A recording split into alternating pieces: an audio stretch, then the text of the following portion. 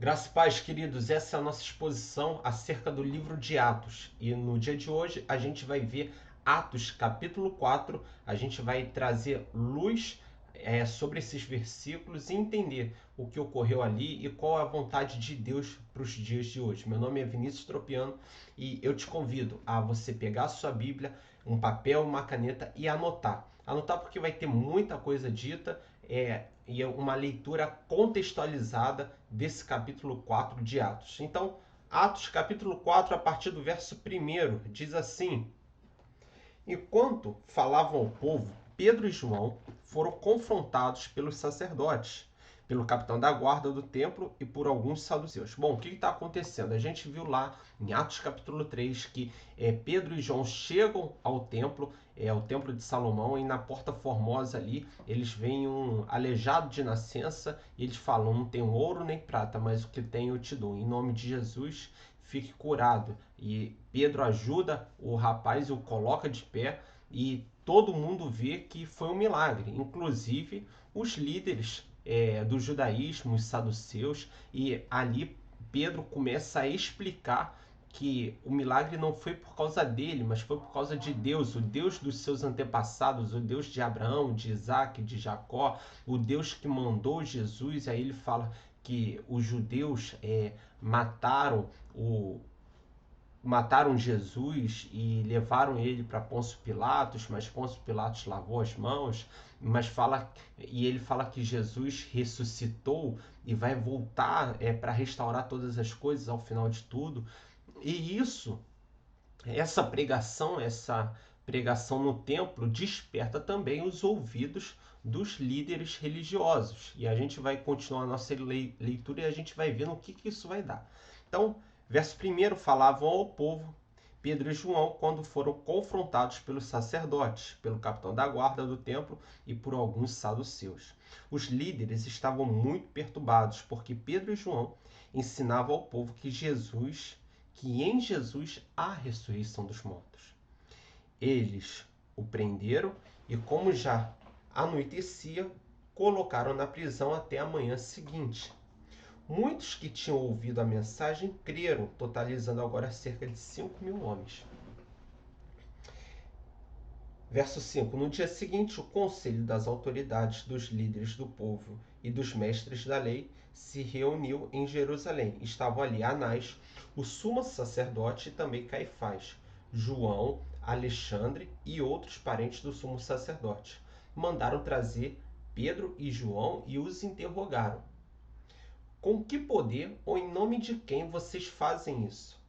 Cheios do Espírito Santo, Pedro lhes respondeu: Autoridades e líderes do povo, estamos sendo interrogados hoje porque realizamos uma boa ação em favor de um aleijado, e os senhores querem saber como ele foi curado. Saibam os senhores e todo o povo de Israel que ele foi curado pelo nome de Jesus Cristo, o Nazareno, a quem os senhores crucificaram, mas a quem Deus ressuscitou dos mortos, pois a respeito desse Jesus que se diz: a pedra que vocês, os construtores, rejeitaram, se tornou pedra angular. Verso 12: Não há salvação em nenhum outro. Não há nenhum outro nome debaixo do céu e em toda a humanidade por meio do qual devamos ser salvos. Quando os membros do conselho viram a coragem de Pedro e João, ficaram admirados, pois perceberam que eram homens comuns, sem instrução religiosa formal. Reconheceram também que eles haviam estado com Jesus. Verso 14: Mas não havia nada que pudessem fazer, pois o homem que tinha sido curado estava ali diante deles. Assim, ordenaram que Pedro e João fossem retirados da sala do conselho e começaram a discutir entre si. Que faremos com esses homens? Perguntavam uns aos outros. Não podemos negar que se realizou um sinal maravilhoso, como todos em Jerusalém sabem. Mas para evitar que espalhem sua mensagem, devemos adverti-los que não falem nesse nome a mais ninguém. Verso 18: Então chamaram de volta e ordenaram que nunca mais falassem nem ensinassem de Jesus. Pedro e João, porém, responderam: os senhores acreditam que Deus quer que obedeçamos a vocês e não a ele? Não podemos deixar de falar do que vimos e ouvimos. Os membros do conselho fizeram novas ameaças, mas por fim os soltaram. Não sabiam como castigá-los sem provocar um tumulto, visto que todos louvavam a Deus pelo ocorrido, pois o aleijado que havia sido curado milagrosamente tinha mais de 40 anos. Verso 23. Assim foram libertos Pedro e João. Voltaram ao lugar onde estavam os outros irmãos e lhe contaram que os principais sacerdotes e líderes haviam dito. Ao ouvir o relato, todos os presentes levantaram juntos a voz e oraram a Deus. Ó soberano Senhor, Criador dos céus e da terra, do mar e de tudo que neles há. Falaste muito tempo atrás pelo Espírito Santo nas palavras do nosso antepassado Davi, teu servo. Porque as nações se enfurecem tanto? Porque perderam tempo com planos inúteis? Os reis da terra se preparam para guerrear. Os governantes se uniram contra o Senhor e contra seu Cristo. Verso 27. De fato, isso aconteceu aqui nessa cidade, pois Herodes Antipas, o governador Pôncio Pilatos, os gentios e o povo de Israel se uniram contra Jesus, teu santo servo, a quem ungistes. Tudo o que fizeram, porém, havia sido decidido de antemão pela sua vontade. E agora, Senhor, ouve as ameaças deles e concede a teus servos coragem para anunciar a palavra. Estende tua mão com poder para curar, e que sinais e maravilhas sejam realizados por meio do nome do teu santo servo Jesus. Verso 31. Depois dessa oração, o lugar onde estavam reunidos tremeu e todos ficaram cheios do Espírito Santo e pregavam corajosamente a palavra de Deus. Verso 32. Todos os que creram estavam unidos em oração, em coração e mente. Não se consideravam donos de seus bens, de modo que compartilhavam tudo o que tinham. Com grande poder, os apóstolos davam testemunho da ressurreição de Jesus Cristo. E sobre todos eles havia grande graça. Verso 34. Entre eles não havia necessitados, pois quem possuía terras ou casas as vendia e levava o dinheiro aos apóstolos para que dessem aos que precisavam de ajuda. Verso 36. José, a quem os apóstolos deram o nome de Barnabé, que significa filho do encorajamento, era da tribo de Levi, tinha nascido na cidade de Chipre.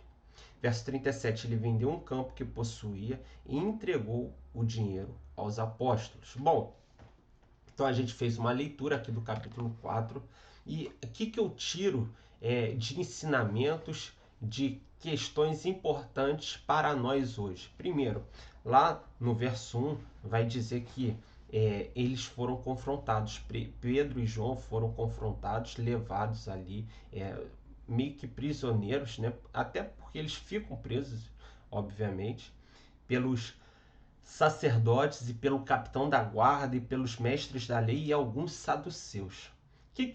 Havia uma diferença entre fariseu e saduceu. O fariseu acreditava na ressurreição, o saduceu não acreditava na ressurreição. Então, no capítulo 3, Pedro pregou sobre a ressurreição de Jesus. Logo, quem ia se doer, algum saduceu iria questionar aquele ensinamento. Se essa classe do judaísmo não acreditava na ressurreição, logo seria alguém que iria se levantar contra também a pregação de Pedro.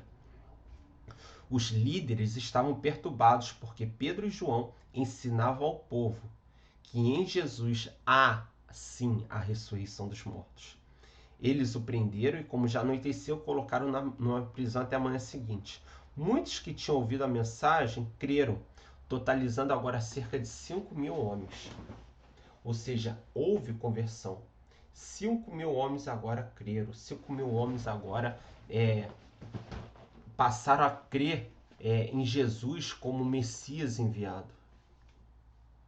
No dia seguinte, o conselho das autoridades, dos líderes do povo, dos mestres da lei, se reuniu em Jerusalém. Estava ali Anás, o sumo sacerdote, também Caifás, e alguns parentes do sumo sacerdote. E pergunto, com que poder Ou em nome de quem vocês fizeram isso?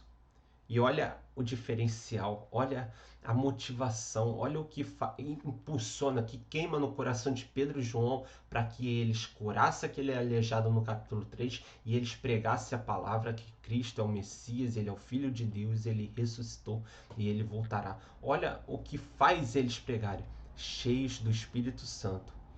Pedro lhe respondeu: autoridades e líderes do povo. Há uma intrepidez nas palavras de Pedro, cheio do Espírito Santo. A capacidade para pregar e para anunciar a Cristo está justamente aí, em ser uma pessoa cheia do Espírito de Deus, o qual nós fomos selados e é o penhor da nossa herança. Nós fomos selados para o dia da redenção e é o penhor da nossa herança, da nossa salvação.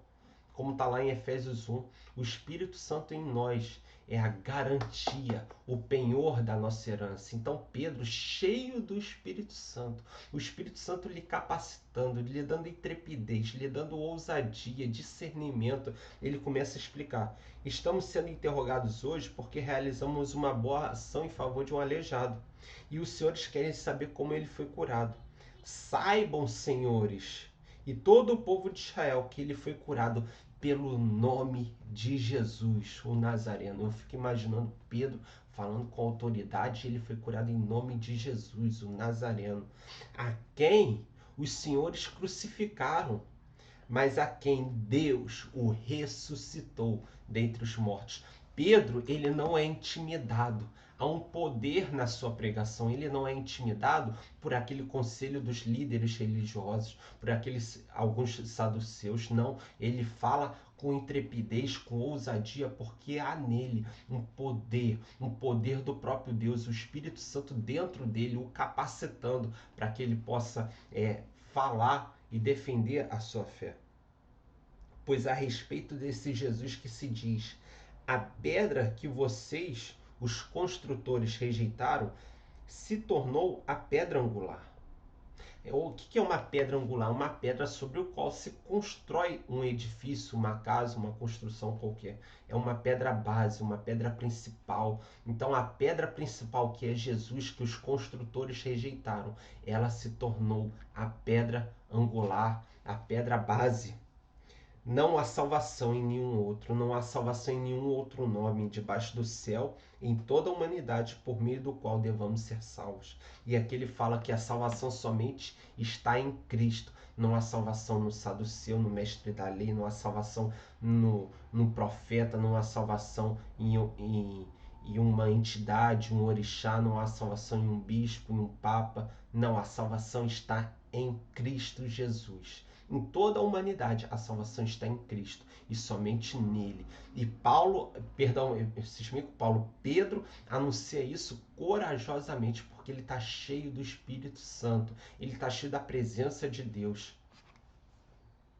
Mas os membros ali do conselho do povo, dos líderes judaicos, não poderiam falar nada porque era notório que aquele milagre havia acontecido. Aquele senhor ali de 40 anos, aleijado desde nascença, não podendo andar, e agora ele anda, ele louva a Deus, ele agradece a Deus, é notório. Mas não haviam, verso 14, mas não havia nada que pudesse fazer, pois o homem que tinha sido curado estava diante deles. Assim ordenaram que Pedro e João fossem retirados da sala do conselho e começaram a discutir entre si: que faremos com esse homem? Não podemos negar que ele realizou um sinal, como todos em Jerusalém sabem. Mas para evitar que espalhem sua mensagem, devemos adverti-lo de que não fale mais desse nome a mais ninguém.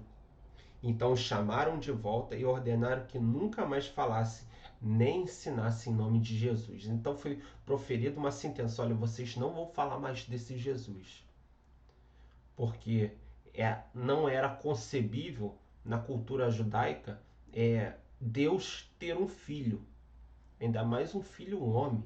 Um Deus todo-poderoso, perfeito, ter um filho era inconcebível.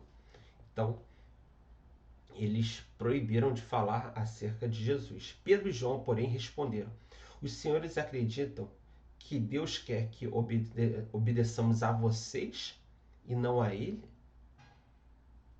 Se fosse nos dias de hoje, Pedro e João falando, tá de brincadeira, né? Vocês querem que eu obedeça a vocês e não a Deus? Não podemos deixar de falar do que vimos e ouvimos. Os membros do conselho fizeram então ameaças, mas por fim os soltaram. Não sabiam como castigá-lo sem provocar um tumulto, porque todo mundo em Jerusalém havia visto aquela cura miraculosa, aquela cura extraordinária, pois o aleijado agora estava andando. E no verso 23 diz assim: assim que foram libertos, Pedro e João voltaram ao lugar onde estavam os outros irmãos e lhe contaram que os principais sacerdotes e líderes haviam dito. Ele volta para a comunhão dos irmãos. Por isso que não existe essa ideia. Ele volta e conta aquilo tudo e eu já vou chegar lá. Aí diz assim, ao ouvir o relato, todos os presentes levantaram juntos a voz e oraram a Deus. Ele volta para a comunhão dos irmãos, conta o que havia ocorrido e todos os presentes oram a Deus. A gente tem em Atos 1, que todos estavam unidos, unânimes num só propósito. Em Atos 2, eles ouvindo a pregação, unidos, e ouvindo a pregação, o Espírito Santo desceu sobre eles e passaram a falar em novas línguas. E em Atos 3 nós temos esse aleijado sendo curado, um aleijado de nascença sendo curado, porque chegou até ele uma palavra e ele creu no nome de Jesus e ele foi curado. E agora em Atos 4, depois da perseguição, eles são soltos, eles chegam no convívio dos irmãos e eles oram. A igreja primitiva é uma igreja movida pela oração. E será que eu e você somos hoje parecidos ao menos com essa igreja primitiva? Somos movidos por uma vida de oração, não é orar ocasionalmente, não é orar por algum tempo ou em alguma situação, em determinado momento, mas é uma vida constante de oração. É um estilo de vida de oração. É estar conectado a Deus a todo tempo. É estar conectado a Deus em toda ocasião, em todo lugar, em todo tempo. Você está fazendo suas coisas, você está com o seu pensamento em Deus, você está orando, você está falando com o Senhor, você está no seu caminho da sua casa para o seu trabalho, do seu trabalho para a sua casa, você está conectado na sua mente com Deus, um estilo de vida de oração. E a igreja primitiva tinha isso. Eles chegaram, Pedro e João contaram o que havia acontecido e eles estavam reunidos. Não existe crente fora da sua comunidade local. Não existe crente fora da sua igreja. Não existe cristianismo com essa ideia de congregar em casa. O cristianismo, o amor ao próximo, amarás a Deus como a ti mesmo, amarás a Deus acima de todas as coisas e o teu próximo como a ti mesmo. Exercer esse amor ao próximo como a ti mesmo está intimamente ligado à vida de comunhão da sua igreja local. Não existe cristianismo fora da igreja local. Porque na igreja local você vai conviver com pessoas que pensam iguais a você, com pessoas que pensam diferente de você, com pessoas que têm mais condições ou mais necessidades que você. Pessoas de todos os tipos, níveis, entendimentos ou sabedorias. E quando você começa a se relacionar, você começa a poder testemunhar. Você começa a poder testemunhar Cristo, a obra que ele fez em você. Quando você se relaciona com o seu próximo, é a prova real de que o amor de Cristo entrou na sua vida. Quando você se relaciona com o seu próximo, você percebe esse testemunho interior que Cristo flui em você e através de você.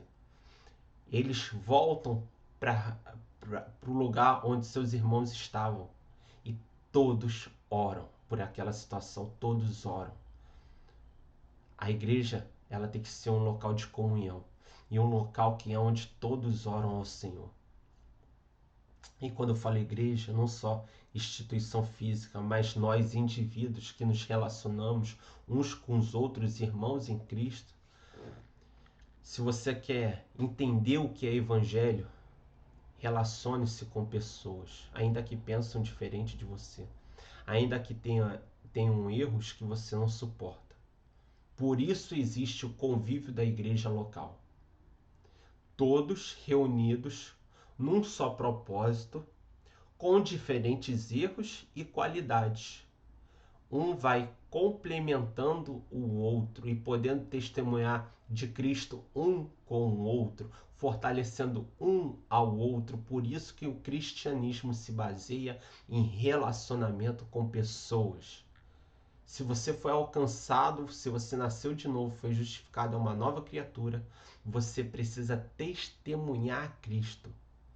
Como diz lá em Atos 1, verso 8, o Espírito Santo da promessa desceu sobre mim e sobre a sua vida, e nós somos testemunhas de Cristo.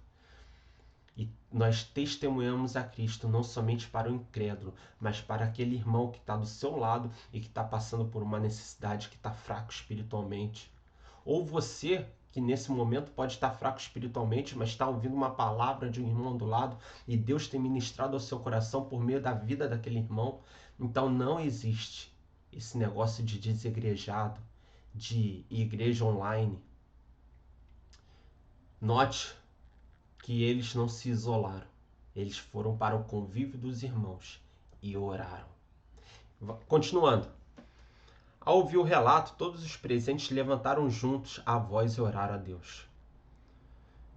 E no verso 28, tudo o que fizeram, porém, havia sido decidido de antemão pela vontade de Deus. Verso 29, e agora, Senhor, continuando na oração, e agora, Senhor, ouve as ameaças deles e concede a teus servos coragem para anunciar a palavra. Eles não pedem livramento daquela ameaça, eles não pedem escape, mas eles pedem coragem para anunciar a palavra, porque eles entendem que eles são portadores das boas novas, portadores da mensagem de Cristo, do evangelho do Senhor Jesus. Por isso que eles pedem coragem, mesmo perante a ameaça judaica, eles pedem coragem para anunciar o evangelho. Estende a tua mão com poder para curar, e que sinais e maravilhas sejam realizados por meio do teu santo nome. Depois dessa oração, verso 31, então no verso 29 ele pede coragem para anunciar o evangelho, e no verso 31 ele já tem a resposta. Depois dessa oração, o lugar onde estavam reunidos tremeu, e todos ficaram cheios do Espírito Santo e pregavam corajosamente a palavra de Deus, mesmo diante de uma ameaça, mesmo diante de uma perseguição. Eles oraram como igreja, oraram unânimes ao Senhor, e o lugar se encheu da presença do Espírito Santo e tremeu, e eles foram capacitados com coragem. Existe uma unção poderosa de Deus sobre a minha e a sua vida para que você cumpra o propósito para o qual o Senhor o designou. E o Espírito Santo vai colocar essa unção de coragem sobre a sua vida, para que você não olhe para trás, para que você não retroceda, mas para que você avance e testemunhe a Cristo na sua família, no seu ambiente de trabalho, na sua igreja, no transporte que você pega para ir para o trabalho, no Uber que você pega, onde você for, você vai ser portador das boas novas. Ah, mas eu não sei muita coisa, mas aquilo que você sabe tem chegado à sua vida já é o suficiente para que você testemunhe a Cristo. E o Espírito Santo, assim como encheu aquele lugar a ponto de tremer no verso 31, aquele local, os capacitou com coragem, mesmo diante da perseguição, para pregar o evangelho. E às vezes você tem sido impedido por uma vergonha. Às vezes você tem sido impedido porque você acha que não é a ocasião correta, mas essa mensagem é para você. Eles mesmos sofrendo uma ameaça dos líderes da religião judaica, eles são capacitados com coragem. Porque lá no verso 29 eles pedem coragem para anunciar a palavra. E agora eles recebem essa resposta e pregam a palavra de Deus corajosamente. Nós somos portadores dessa palavra, porque somos testemunhas de Cristo. Houve uma obra realizada na minha e na sua vida. O Espírito Santo está dentro de você, está dentro de mim. Ele nos capacita, ainda que você não saiba falar, ainda que você não saiba se expressar muito bem. Aquilo que Deus tem falado com você, fale. Quer seja oportuno, quer não seja. Verso 32. Todos os que creram estavam unidos em coração e mente. Não se consideravam donos de seus bens, de modo que compartilhavam tudo o que tinham. Todos os que creram estavam unidos em coração e mente. Essa é a perspectiva da igreja. União dos crentes com coração e mente. E a tal ponto que eles compartilhavam tudo o que tinham. Nada era meu. Tudo era de todos. De modo que não havia falta entre eles. A igreja forte é uma igreja unida. A igreja forte é uma igreja fortalecida. Uma igreja que ora. Uma igreja que é cheia do Espírito Santo. Se lá no capítulo 3, Pedro e João falam para aquele aleijado: eu não tenho ouro nem prata, mas em nome de Jesus levanta e anda. Hoje nós temos visto uma igreja que tem ouro e que tem prata, mas que não consegue mais falar, levanta e anda. Que traz uma pregação coach, uma pregação psicológica, uma pregação que enfatiza o homem, mas que não enfatiza Cristo. Uma igreja rica. E isso eu falo tanto de igrejas físicas como indivíduos que compõem essa igreja, que estão preocupados com as suas posses, com os seus bens, e não estão mais unidos em coração e mente, e sequer oram. Mas o chamado para nós hoje é para que voltemos a ser como aquela igreja primitiva, unidas em coração e mente, testemunhas de Cristo que oravam, que liam as Escrituras, que entre eles não havia necessitado algum. Eles vendiam as suas posses e depositavam o dinheiro aos pés dos apóstolos para que fosse repartido, de modo que não houvesse entre eles necessitado. E será que nós hoje, crentes da Nova Aliança, temos feito isso? Crentes dessa atualidade que só tem ficado no meio das suas telas, em seu mundo, nas suas redes sociais, pensando em postar aquele prato que vai comer, aquela viagem que vai fazer, mas esquecido do irmão que está do seu lado passando uma necessidade, que não tem um prato, não tem uma comida? Note, querido, em Atos 3, Pedro e João lançam uma palavra em nome de Jesus, levanta e anda, mas o mesmo apóstolo que lança a palavra, é aquele que estende a mão e pega o aleijado e o coloca de pé, e os pés daquele aleijado se firmam. Você não é só portador das boas novas, mas você também dá condições para aquele que recebe as boas novas a se mover em fé. Porque se Pedro e João não tivessem levantado aquele aleijado, fisicamente segurado na mão dele e levantado, será que ele teria fé suficiente para a sua própria capacidade de crer e se colocar de pé, mesmo que ainda de maneira fraca? Mas quando ele é colocado de pé, os seus pés se endireitam. Isso está no capítulo 3. E agora, por causa disso, esse aleijado, ele está louvando e adorando a Deus, e todo mundo pôde testemunhar. E é essa igreja que nós somos convidados a ser, aqueles que anunciam as boas novas, mas que também pega na mão do necessitado e o coloca de pé. E todos os que creram estavam unidos em coração e mente. Não se consideravam donos de seus bens, de modo que compartilhavam tudo. Nós somos a igreja que precisa compartilhar aquilo que temos recebido, porque se você tem uma condição financeira melhor do que seu irmão, Deus não te deu isso para exaltar o seu ego, mas Ele te deu isso para estender as fronteiras do reino, para alcançar aquele que não consegue levantar por sua própria conta, mas que precisa de uma ajuda. Além da palavra que você deu, levanta e anda, ele precisa de pegar na sua mão e levantar, e às vezes vai demandar um recurso financeiro. Nessa época de individualismo social, e que o homem mergulha em suas telas, é difícil ouvir isso. Mas nós somos chamados a estender o reino, proclamando a palavra e fornecendo a mão para levantar aquele que está caído. E às vezes, esse fornecimento dessa ajuda, dessa mão que se estende para levantar o caído, vai demandar sim recursos financeiros. Verso 33, com grande poder os apóstolos davam testemunho da ressurreição. E sobre todos eles havia grande graça. Nós somos testemunhas da ressurreição. Nós nascemos de novo e esse é o maior testemunho que nós temos. E há grande graça, ainda que você possa não entender isso ou ser resistente no seu coração, há uma graça do Senhor. Deixe Deus trabalhar. Deixe o Espírito Santo encorajá-lo, para que você seja um instrumento poderoso nas mãos do Senhor.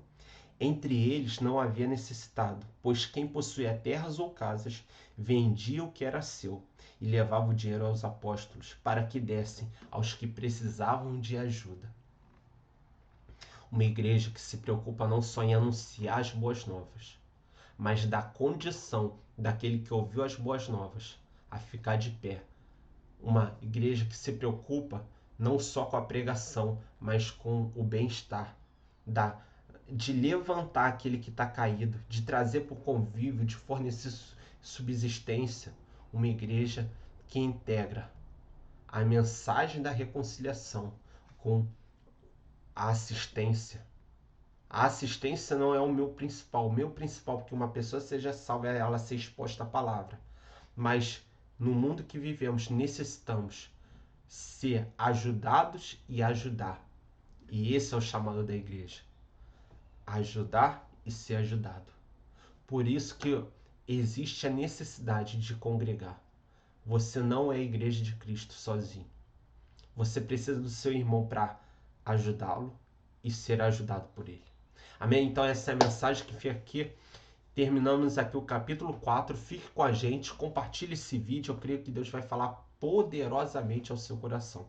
Amém, queridos? Graça e paz. Até a próxima.